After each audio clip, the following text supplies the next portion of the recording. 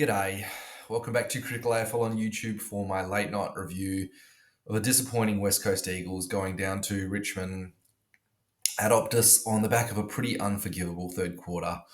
For tonight's episode, I'll be covering a brief overview of the loss, really trying to dissect what went wrong here, who our best players were tonight, as well as my key takeaways from the match, before finally my predictions for next week's squad against Fremantle after there was a buy in the waffle for my regular viewers who tune in. They'd know that that's where I usually do these predictions, but that wasn't the case this weekend, so I'll just be packing it up into the AFL review.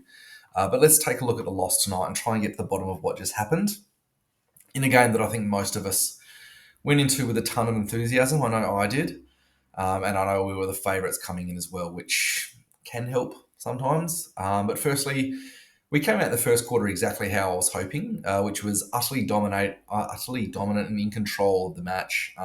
Unfortunately, unlike the Port game, we didn't take control of the scoreboard during that period. I'm not going to lie, by the end of the first half, I was still really optimistic, purely because of the nature of Richmond's goals. Essentially, out of their 6 goals, they had 2 from absolutely ridiculous brilliance from Maurice Rioli. There was a rundown tackle on Hoff, who was moving pretty quickly, and then there was a smother on Edwards. Both of them just converted into goals in freakish displays.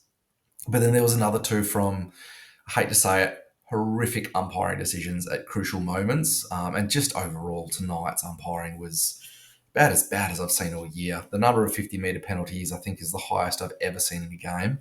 And they were all soft, going both ways. I think the space around the man on the mark has quadrupled, so you can't pretty much share the oval with anyone who's got a mark at the moment under their new rule tonight.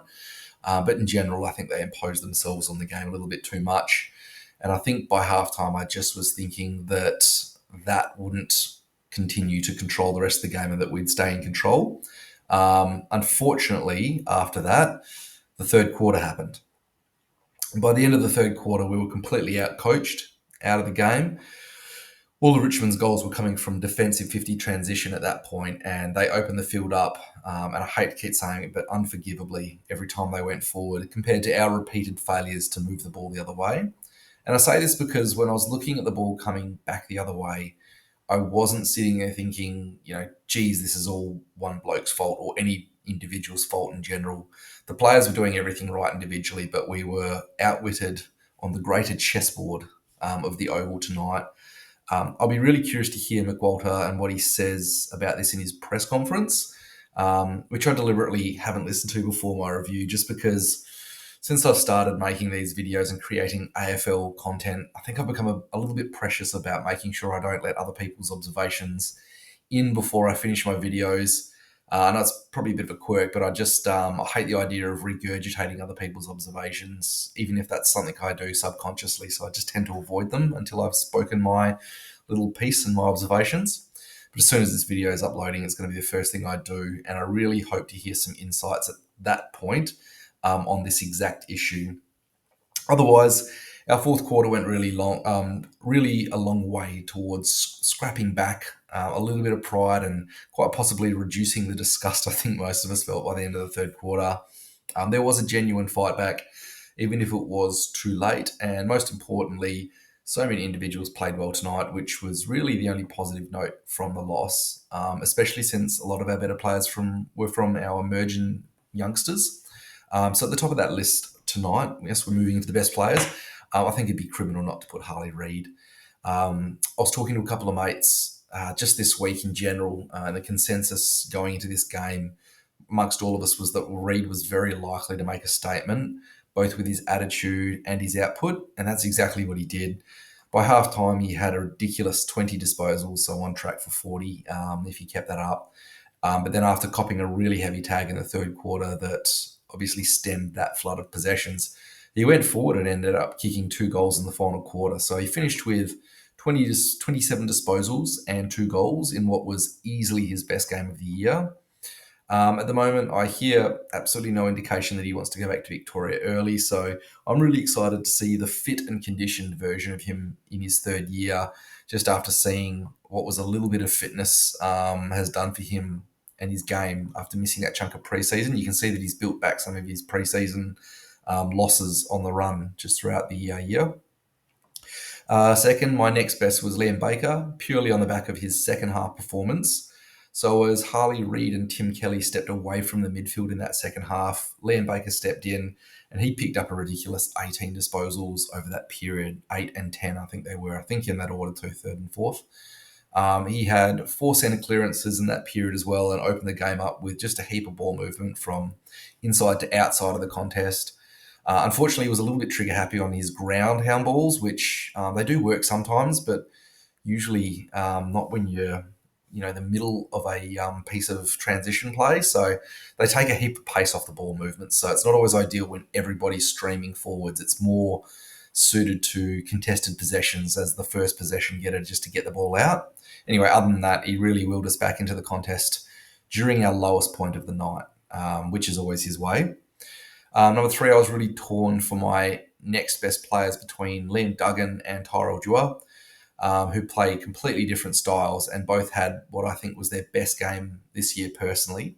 Duggan finished with 31 disposals and he seemed to have gotten back some of his trademark congestion work, stepping through guys and around guys as opposed to that, dump kick habit that he's had and been forced into for most of the year. I can't really fault anything he did out there tonight either, which is pretty impressive across 31 disposals. And then Tyrell Dewar, on the exact opposite side of the spectrum when it comes to play style, was just so free-moving every time he touched the ball. He looked like he exposed any Richmond player with less than elite speed. And I'm looking at Maurice Rioli Jr. as the exception there. And he created so many passages of ball movement with his 16 disposals going at 75% disposal efficiency. So, yeah, passing the eye test, he was really good out there again tonight. The next 2 that deserve a mention are Brady Hoff and then my recent favourite player, Clay Hall. Hoff bounced back from a bad week against Port with a really impressive midfield performance. I think the question mark since he moved into that role is if he's actually a good fit for the midfield after being so impressive on the wing and as a lockdown defender, where you sort of think like, is his value being diminished even though he's decent? But he racked up 23 really effective disposals playing in the midfield, looking every bit the part too. And he had a ridiculous 22 pressure acts just beneath the surface of his 7 tackles. That's an iceberg reference, by the way, for anyone who didn't get it. Clay Hall, by the way, I thought was actually most impressive in the way he complemented the rest of the midfield tonight. So I'm not sure if everyone else has noticed, but after all the talk about Harley Reid missing Elliot Yeo out there this year, I saw Clay Hall feed Reid's clearances on no less than 5 occasions tonight, which is huge. And there looked like a game plan in play where he was just hitting Reid with perfectly timed handballs to allow Reid to get off the leash rather than go in and pick up the ball himself under pressure. So watch that space because that ability to make everyone else around him look better is what West Coast, I think, has been missing since Jack Redden retired. And I know it's something I talked about in the off-season with Jack Graham coming in to fill that void. But I thought what Clay Hall did tonight was the most we've seen that gap filled since. Other than that, like I said, it didn't feel like we had individuals playing badly for us. Harry Edwards was a wall in defence once again. Job Shanahan continues to look really impressive as a long-term prospect. And Tom McCarthy and Ruben Jinby were both really dependable all night, which pretty much takes me to the end of my positivity and unfortunately brings us back to a bit of negativity, which is going to be my key takeaways. So my first key takeaway from tonight was that we were utterly outcoached by the end of the game. If you look at the team stats, which were pretty much comparable in every key metric, like clearances, disposals, disposal efficiency, inside 50s went our way as well, especially early. Then the goal efficiency, it doesn't just fall off a cliff, it just falls off a cliff and then keeps falling into an abyss, like one of those ones you're standing there wondering if you're going to hear any noise at the bottom. For me personally, it's the most disappointed I've been all year, and it's especially disappointing when I look at the squad tonight and how much effort almost every player put into be faced with that spread of the ball from Richmond on transition all night. Like I said earlier, I'm going to listen to the press conference after this and see what comes from that. But yeah, very disappointing to see that one standout metric against everything else that we did well. My other key takeaway is just the elephant in the room, which is our second halves in the last 2 weeks in a row.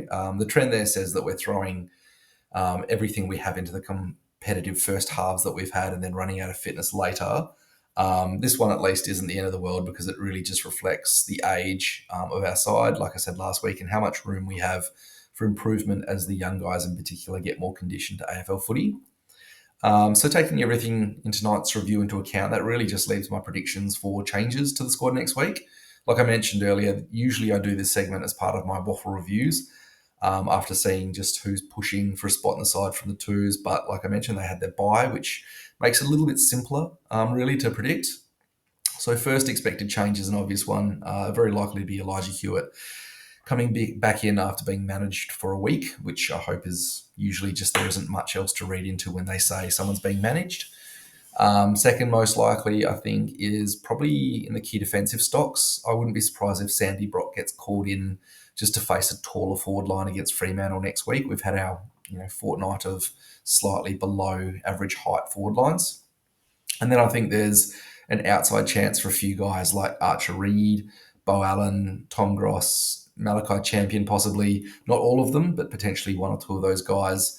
Although all I hear about Champion is that his GPS numbers aren't up to 4 quarters at the AFL level. So I guess I just have to take that at face value, despite how good I think he is when he's out there, just until he builds that tank. Which pretty much wraps up a shorter weekend for me on the reviews. Thanks for tuning in, and sorry for the result tonight and that it wasn't what we were all hoping for. I've got no doubt that everyone was hurting from this one. So just remember, it's always good to be able to fall back on a few positives, like how much the emerging talent is improving every week. And hopefully that keeps up, and I'll see you all again next weekend for the Waffle and AFL Derby reviews. Cheers until then.